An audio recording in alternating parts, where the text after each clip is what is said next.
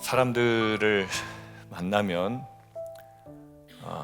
최소한도의 기준을 지켜나가면서 이런 표정으로, 이런 느낌으로 이야기할 때가 있습니다. 그래도 나는 이 정도는 하지 않냐, 지키지 않냐.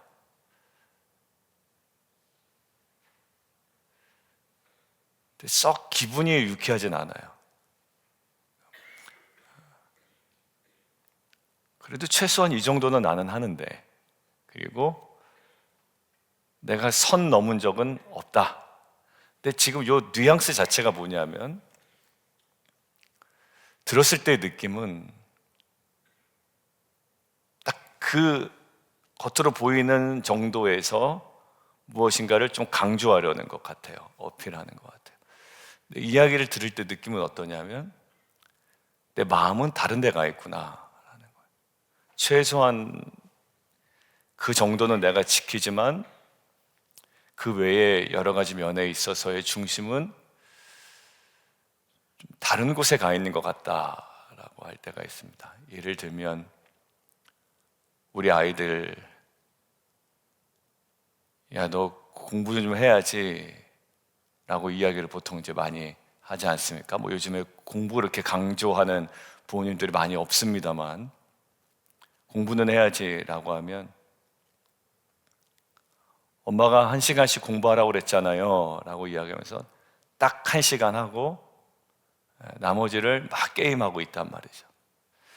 그때 한번 느낌을 좀 생각을 해보세요. 엄마 이야기를 지키긴 한 거죠. 근데 엄마가 느끼기에는 얘는 지금 온통 생각과 마음이 게임에 가 있구나라는 것들을 확신 가운데 지울 수가 없습니다. 오늘 보면 간음하지 말라라고 이야기 나누잖아요. 간음 안 했잖아요. 이 이야기로 계속 이야기를 하는 겁니다. 그런데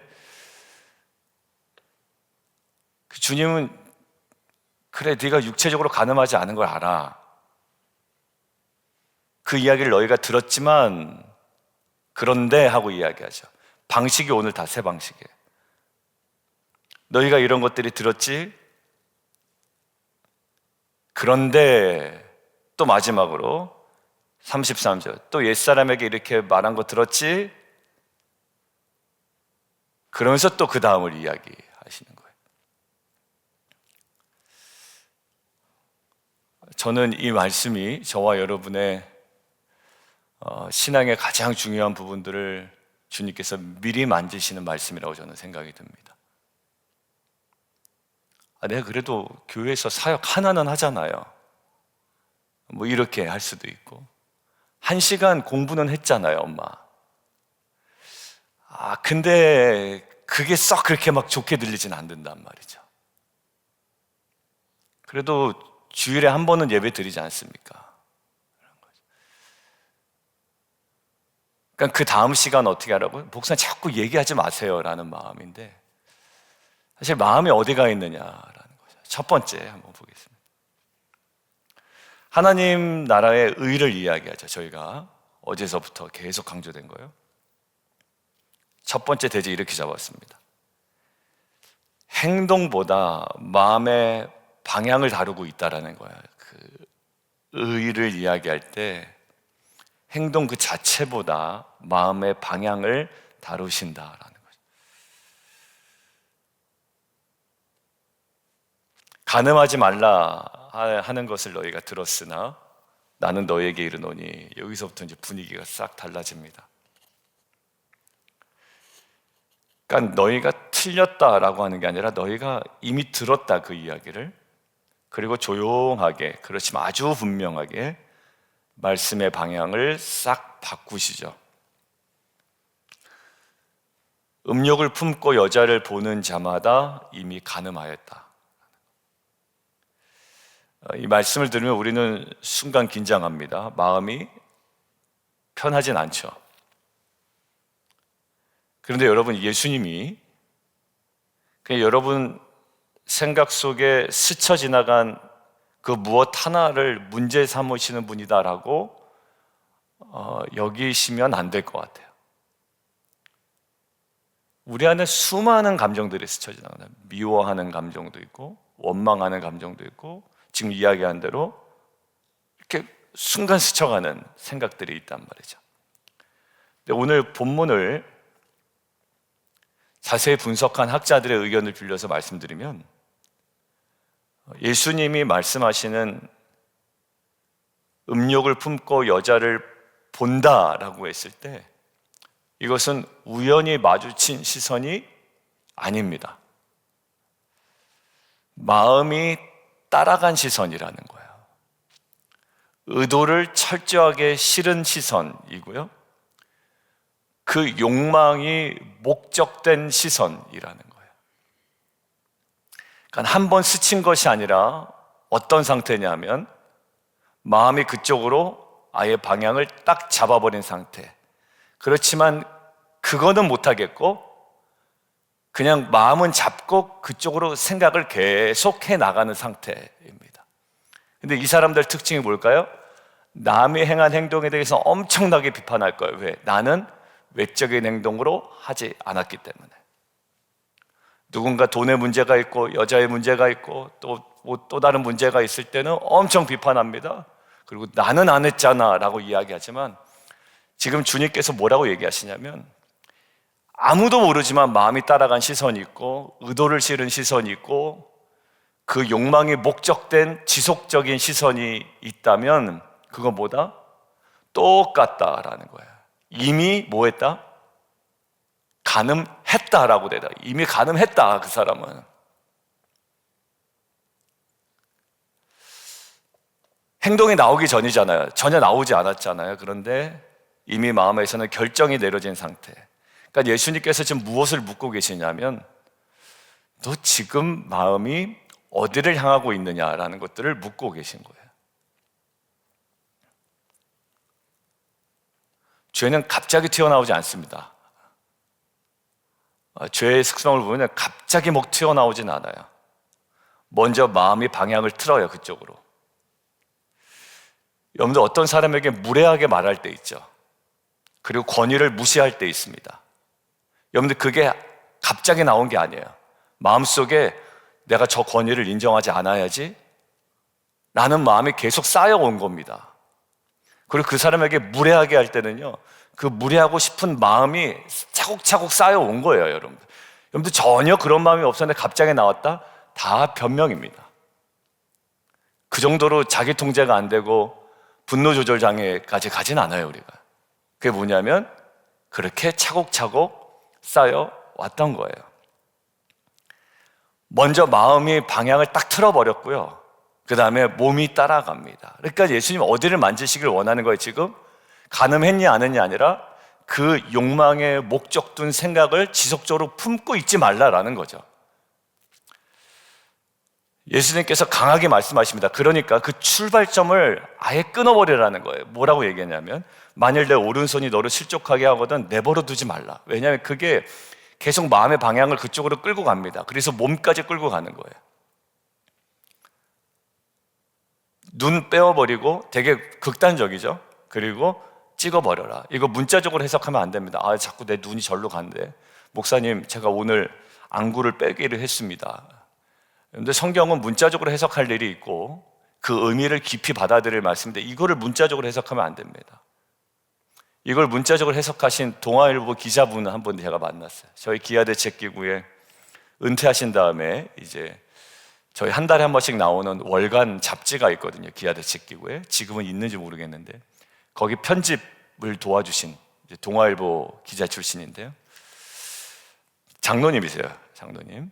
그 동부이청동의 충신교회 장로님이셨는데 손가락이 마디가 하나가 없는 거예요. 오른쪽인가 왼쪽인가. 그래서 그 유심히 봤는데 장로님이 말씀하시더라고요. 예전에 한번 말씀드린 적이 있는 것 같은데 옛날 기자분들은 이렇게 모여서 막 담배도 피고 그 기자실에 모여서 진짜 뭐 60년대 70년대 막 이 정도니까. 그리고 하는 일이 이제 그 프레스 릴리스 하기 전에 모여서 그들이 하는 게 고스톱을 그렇게 쳤다는 거예요, 기자들이. 그래서 고스톱을 끊기가 너무 어려웠다는 거예요. 고스톱 중독되신 분들도 끊기 어려운가 봐요. 그러니까 자기가 결단을 한 겁니다. 이거죠. 찍어버리라. 그래서 찍어버리셨습니다, 정말로.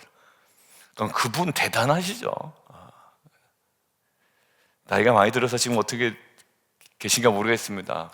예전에 밥도 많이 사주시고 저희 회보 편집할 때 여러분들 문자적으로 그렇게 해석을 하면 안 돼요. 지금 뭐냐면 분명합니다. 대충 다루지 말라라는 거죠. 대충 다루지 말라. 그 마음에 드는 생각들 대충 남겨두지 마. 여러분들 자녀가 부모의 권위를 조금씩 무시하기 시작할 때 그 내버려 두면 안 돼요. 분명하게 그 권위가 하나님께로부터 왔음을 정확하게 알려줘야 됩니다. 여러분들 부모 권위를 인정을 못하면요, 밖에 나가서 세상의 그 권위에 다 불순종하게 되게 버립니다. 마음의 방향을 어디에 두느냐에 따라서 이 아이들의 평생의 태도가 달라지거든요. 우리가 아이들을 강압하는 건 아니죠. 권위가 있음을 알려줘야 됩니다. 그리고 내가 너를 양육할 권위가 가지고 있다라는 거예요.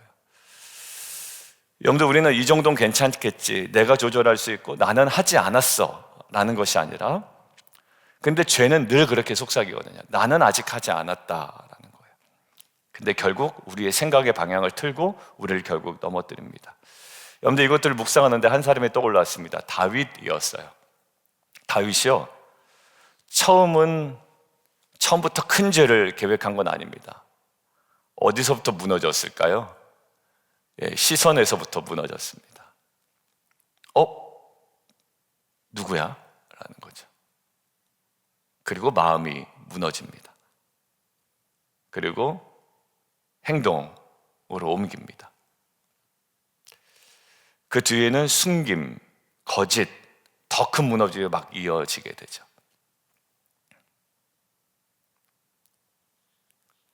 그래서 처음부터 끊으라고 이야기하는 겁니다. 처음부터. 근데 미국 분이니까 그냥 제가 얘기하죠. 기독교 굉장히 작가 유명하신 필립 얀시, 제가 말씀드렸던 8년 동안 기혼 여성과 불륜했습니다. 고백하고 지금 모든 것들을 다 내려놨거든요. 최근의 일입니다. 한국의 그 목사님과 대비돼서 계속 지금 회자되고 있습니다.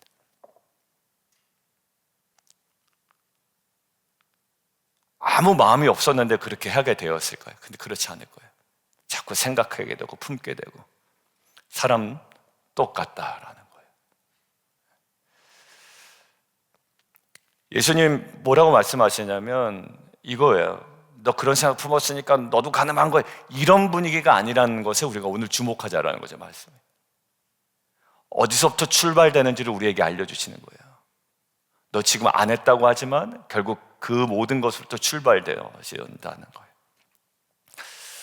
저는 이 말이 저희를 막 가르고 그 다음에 정죄하기 위한 것이 아니라 하나님께서 어떻게 보면 거룩으로 나아갈 수 있는지를 우리에게 알려주시는 좀 초청이다라는 마음이 좀 들었습니다. 개인에게는 이런 질문을 좀 하시면 좋겠죠. 오늘 요즘 나는 무엇을 자주 모으는가 하는 거예요.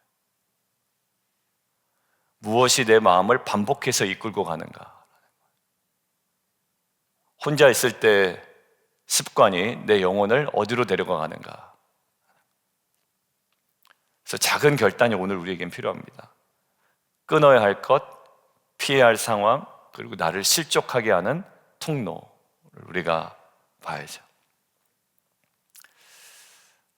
그래서 말씀 앞에서 우리가 정직해질 수 있는 공동체, 그리고 정결을 부끄러워하지 않는 공동체가 되었으면 좋겠습니다. 그래서 회개가 우리의 약함이 아니라 은혜의 자리임을 우리가 알고 또 그 자리를 사모함으로 나아갈 수 있는 저와 여러분 되기를, 그리고 가장 모든 죄의 근원, 이 마음을 살피는 일에 우리가 게을리하지 않는 저와 여러분 되기를 주님의 이름으로 축원합니다.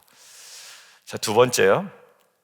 근데 예수님의 그 마음의 문제에서 끝내지 아니하시고 그 마음의 관계 속에서 어떻게 드러나는지를 오늘 이야기하십니다. 하나님 나라의 의를 얘기하고 있죠.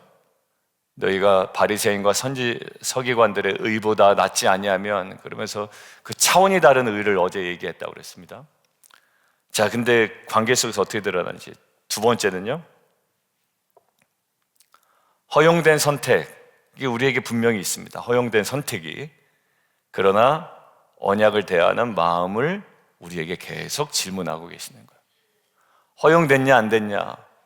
목사님 술 먹어도 되잖아요. 취하지만 않으면. 여러분들 제가 될 수 있으면 먹지 마시라고 말씀드리죠. 마시지 마시라고.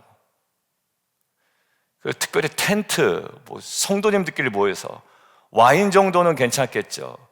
여러분들 되게 그것도 웃긴 거예요. 왜냐면 허용됐겠죠.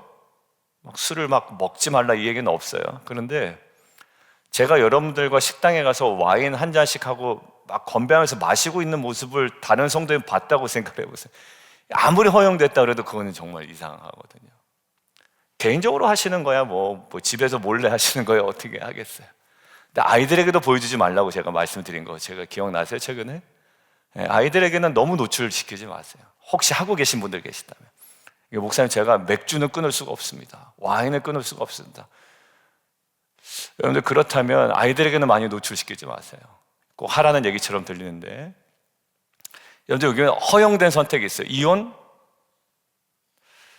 자, 또 일러스되 누구든지 아내를 버리거든 이혼 증서를 줄 것이라. 허용이죠. 이 당시 말 사람들에게 익숙한 말씀이었을 거라고요. 합법적인가요? 예. 문제 없는 선택? 예. 법적으로요? 깔끔한 정리? 예, 맞습니다. 그런데 예수님은 그 합법 뒤에, 허용 뒤에 있는 또 마음을 보시는 거예요. 언약을 대하는 마음입니다. 언약을 대하는 마음. 나는 너희에게 이르노니 누구든지 음행한 이유 없이 아내를 버리면 그로 간음하게 하는 거다. 그러니까 예수님이 이혼을 쉽게 판단하시는 분이 아니죠. 이거를 돌을 들어서 그들을 또 정죄하게 한 말이 아니라 지금 어떤 말씀이냐면 관계를 가볍게 여기는 마음을 우리로 하여금 멈추게 하려는 거야. 하나님 나라의 의라는 관점에서 우리는 관계를 너무 쉽게 여깁니다. 이게 비단 부부와의 관계죠. 이혼증서 주면 되잖아. 합법적이잖아. 그렇지 않다라는 거야. 근데 이거를 조금 우리가 확대해 볼까요? 내 마음에 안 드는데 저 사람. 내가 굳이 얘기할 필요 없잖아. 우리는 관계를 너무 쉽게 여깁니다. 관계 단절. 피스메이커 기억나시죠? 나로부터 분리시키는 벌을 우리는 주고 있다고요. 누구한테? 김집사와 이집사와 누구에게? 나와 분리시키는 벌을 줘요. 그러니까 한마디로 투명인간 취급하고 나는 그 사람하고 굳이 얘기하지 않겠어라는 거예요. 공동체에 있어도 인사하기 싫으니까 돌아갑니다. 그리고 내 친한 사람들끼리 치닫습니다. 그리고 제가 제일 안타까운 것이 친한 사람들과의 친함을 과도하게 보여주는 거예요. 왜? 나는 너랑은 안 친한데 이 사람하고 굉장히 친하다라는 거예요. 되게 유치하죠? 근데 그 유치함이 우리 모두에게 있다라는 거예요. 나와 분리시키는 벌을 마구마구 주고 있는 거예요. 그 사람에게. 너는 나와 가까이 올 수 없어. 아무튼 합법적이죠. 왜? 욕하지 않았습니다. 그죠? 근데 성경은 어느 지점까지 가냐면 원수를 뭐하라는 거예요? 미워하지 말라가 아니라 사랑하라라는 거죠. 여러분들 결국 마음이 불편해지고 마음이 식으면 다른 성태치가 또 생기면 증서 하나로 관계를 딱 정리해 봅니다. 합법적입니다. 우리 그냥 수해버리면 돼요. 소송 걸어버리면 됩니다. 합법적이에요. 근데 예수님 우리에게 뭐라고 그러면 너 관계를 어떻게 생각하고 있냐라는 거예요. 야, 너 관계를 굉장히 간단하게 생각하고 있구나. 그 관계를. 여러분들 예수님은 이혼의 조건을 우리에게 정확하게 알려주시기 위함이 아닙니다. 가능하냐 가능하지 않냐라는 문제에서 너희가 조금 더 깊이 생각해 보라는 거예요. 언약을 얼마나 무겁게 여기고 있느냐. 야, 그게 쉽게 끊을 수 있는 게 아니야 라고 말씀을 하시죠.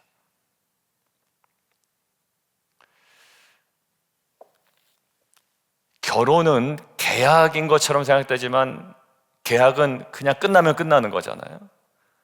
근데 언약은 깨질수록 더 아프고 그래서 책임을 더 요구하는 거예요. 여러분들 부모와 자식과의 관계를 끊을 수 있습니까? 나는 끊고 산다라고 하신 분들 계시는데 정말 그게 끊어지던가요? 내 부모 아니다라고 생각하면 부모가 안 됩니까? 저거는 내 자녀가 아니다라고 그냥 규정해버리면 내 자녀가 안 되나요? 아니요, 그거는 그럴 수가 없는 거예요. 모든 관계에서 하나님은 돌아보게 하시는 것 같아요. 쉽게 끊어볼 수 있는 관계, 불편하면 내려놓을 수 있는 관계, 책임보다 그냥 감정이 앞서는 그런 관계, 예수님은 그 문화에 아주 조용하고 단호하게 브레이크를 확 걸어버리시는 거죠.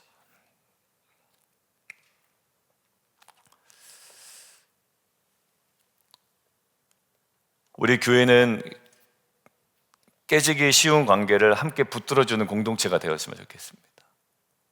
누군가 이혼하려고 할 때, 야, 이혼해! 이렇게 또 옆에서 부추기는 공동체가 아니라, 여러분들 이미 뭐 그런 것들을 경험하신 분에게는 제 설교가 상처가 되지 않았으면 좋겠습니다. 제가 그것들을 염두에 두게 하는 게 아니라 지금 현재의 상황을 제가 말씀드리고 있는 거니까, 깨지기 쉬운 관계를 함께 붙들어주는 공동체가 되었으면 좋겠습니다. 그래서 판단보다 기도가 먼저가 되고요, 어떤 소문보다 중보가 먼저인 교회, 그리고 떠나게 만드는 공동체가 아니라 다시 서게 만드는 공동체가 되었으면 좋겠습니다. 세 번째요, 우리의 마음에서 마음을 다루시죠. 야, 간음했냐 안 했냐가 아니라 이미 마음에 간음을 해버렸는데, 그러니까 마음 잘 다스려야 돼. 마음. 그 다음에 두 번째 뭐였어요? 관계 잘 소중히 다루라는 거죠. 허용되었다고 해서 막 할 수 있는 건 아니에요. 지금 예수님 허용이냐 허용이 아니냐 이 차원이 아니죠. 세 번째, 말로 우리에게 다가오시는데요, 말을 꾸미는 신앙이 아니라 존재가 진실한 자가 되기를 원하시는 것 같아요. 말로 다 하시는 분들이 있습니다. 목회자가 그럴 수도 있고요, 설교자가 그럴 수도 있고, 신앙생활을 많이 하면 많이 할수록 또 그럴 수도 있습니다. 네, 보세요. 옛사람에게 말한 바 헛맹세를 하지 말고 내 맹세한 것을 주께 지키라 하였다는 것을 너희가 들었지. 너무나도 익숙했던 거예요. 맹세는 경건해 보이잖아요. 신중해 보이고 믿음이 있어 보입니다. 근데 예수님은 그 맹세를 조금 다른 눈으로 보고 계신 거예요. 나는 너희에게 이르노니 도무지 뭐하지 말라? 그 맹세하지 말라라는 거예요. 여러분들, 예수님은 이 맹세를, 모든 맹세를 법적으로 금지하시는 것일까? 예수님이 지금 무엇을 얘기하고 계시냐면 이 맹세가 왜 필요해졌는지를 묻고 계시는 거예요. 왜 맹세가 필요해졌는지. 당시 사람들은요, 맹세에도 단계를 만들었습니다. 하늘로 맹세하면 덜 책임져도 되고, 땅으로 맹세하면 조금 더 가볍고, 하나님의 이름을 직접 말하면 그때는 지켜야 되고, 뭐 이런 거예요. 그러니까 말이 어떻게 보면 점점 계산적이 됩니다. 진실도 내 안에 등급이 주어지는 거예요. 살짝 틀어버리게 되고요. 예수님은 그걸 보시고 말씀하십니다. 오직 너희의 말은 뭐 어떻게 해요? 옳다, 아니라 하라는 거예요. 여기서 핵심이 말을 단순하게 하라? 아니겠죠, 당연히. 말을 짧게 하라? 그것도 아니겠죠. 삶을 단순하게 하라는 거예요. 삶을. 여러분들, 우리가 삶이 단순화되면 말이 깔끔해집니다. 근데 삶이 복잡해지잖아요. 말도 무슨 소리인지 모르겠어요. 저 사람이 하겠다는 건지 안 하겠다는 건지, 그래서 기분이 나쁘다는 건지 좋다는 건지 모르겠습니다. 여러분, 말을 꾸미는 이유가 뭘까요? 믿어주지 않을까 봐, 책임지기 싫어서, 빠져나갈 궁리를 찾으려고. 여러분들 다 여기서 범주내거든요. 어떻게 하면 내가 이 말의 책임을 또 지지 않는 모습을 보이지 않을 수 있을까? 내가 말은 그렇게 해놨는데 또 이번 주에 내가 약속을 못 지켰는데, 뭐 약간 수많은 심플하지 않은, 간결하지 않은, 단순하지 않은 우리의 삶이 있습니다. 그렇게 한다 그랬으면 그냥 하면 되잖아요. 그렇죠? 그리고 못했으면 못한 대로의 어떤 고백이 있으면 됩니다. 근데 자꾸 조건을 붙입니다. 보증을 붙여요. 하나님 이름까지 막 데리고 옵니다. 이번엔 진짜 아니었다니까요. 막 이러면서 이제 막 장황해지기 시작하는 겁니다. 근데 예수님 말씀하시는 거, 하나님 나라의 백성 그럴 필요 없다라는 거예요. 왜냐하면 하나님 나라에서는요, 말보다 저와 여러분의 존재가 더 중요해요, 사실. 그 존재에서 말이 나오지 말로 존재를 만들 수는 없습니다. 말을 강조하긴 해요. 선한 말을 하라고요. 근데 그것은 그 존재에서 나오는 말이죠. 여러분들, 우리가 말을 꾸민다고 해서 그 꾸며진 말로 우리의 존재가 규정되진 않아요. 삶이 진실하면 말은 길어질 필요가 없습니다. 존재가 하나님 앞에 서 있잖아요. 그러면 예는 예고요, 아니오는 아니오입니다. 말은 맞는데 마음은 자꾸 삐져나오는 순간들이 있어요. 저에게도 있더라고요. 책임을 다질 생각은 없으면서 말로는 그럴듯하게 포장하는 순간들도 있어요. 설교자에게, 또 목회자에게, 또 저와 여러분에게 있는 모습이라고 생각이 들어요. 저희 교회는 말이 많은 공동체가 아니라 말을 믿을 수 있는 공동체가 되었으면 좋겠습니다. 하기 싫어서 그런가 이런 의구심을 들 수 있는 관계가 되지 않았으면 좋겠어요. 왜냐하면 삶이 투영되니까 자꾸 의심하게 되는 거예요. 아무리 맹세해, 나는 이거야, 진짜야, 이렇게 강조하지 않아도 삶이 그냥 그러하기 때문에 그 한마디에 맞네, 그렇지, 그럴만하지, 그리고 그렇게 해야 되지. 여러분들, 저와 여러분의 삶이 더 간결하고 정돈되어지고 더 심플해졌으면 좋겠습니다. 어디 앞에? 하나님 앞에. 분쟁할 때 사람들의 특징은 뭐냐면 말이 많아지는 거예요. 설명을 해주려고, 왜? 막 원래 그런 게 아니었는데 하면서 얘기합니다. 근데 많은 얘기 안 해도 그 삶의 진실됨이 우리에게 계속적으로 보여졌다면 사실은 제가 잘못한 겁니다. 그리고 부족했습니다. 그 얘기해도 그 사람이 완전히 잘못하지 않은 걸 그냥 알죠. 왜요? 삶이 이야기해주고 있는 그 스토리를 우리는 계속 봐왔기 때문에 그렇습니다. 우리는 말로 믿음을 포장하는 자가 되지 않기를 원합니다. 삶으로 우리의 믿음을 증명해 나갔으면 좋겠어요. 그러다 간혹 우리에게 기회가 주어진다면 삶을 바탕으로 한 우리의 그 짧은 몇 마디 말, 굳이 하나님의 이름을 빌려서 말하는 사람이 아니라 하나님 앞에 정직하게 사는 삶이 되면 더 좋겠다라는 거예요. 하나님 막 끌어들이지 말고요, 하나님 앞에 정직한 삶이죠. 그래서 우리의 말과 삶이 하나 되어 하나님 나라의 의를, 계속 의를 이야기하는데 진정한 의를 드러내는 저희 공동체 되기를 주님의 이름으로 축원합니다. 자, 말씀 결론 맺습니다. 첫 번째는요, 간음 안 했습니다라고 이야기하는 자에게 예수님은 우리의 중심이 어디를 향하고 있는지 꼭 점검하라고 이야기합니다. 그리고 허용이 되었냐 되지 않았냐라고 우리의 관심이 있는 그 지점에 그 허용된 지점을 넘어선 관계를 어떻게 다루고 있는지 주님께서 우리에게 봅니다. 무겁게 다루라는 거예요. 그 세 번째, 우리의 말이 아니라 우리의 존재로 우리의 신앙을 증명하는 수많은 말을 때로는 포기할 수 있는 우리의 존재 자체로 하나님께 나아갈 수 있는 저 여러분 되기를 원합니다. 그래서 저는 우리의 신앙이요, 선을 넘지 않는 기술을 가르치는 곳이 되어지 않았으면 좋겠습니다. 선을 넘지 않는 기술을 가르치는 것이 아니라 주님을 향해서 전적으로 방향을 틀 수 있는 우리의 고백이 나왔으면 좋겠어요. 어떻게 하면 선을 넘지 않고 내가 무엇인가를 유지할 수 있느냐라는 그 지점을 찾아가는 것이 아니라요, 그냥 주님을 향해 방향을 온전히 틀어버릴 수 있는 저와 여러분이 되었으면 좋겠습니다.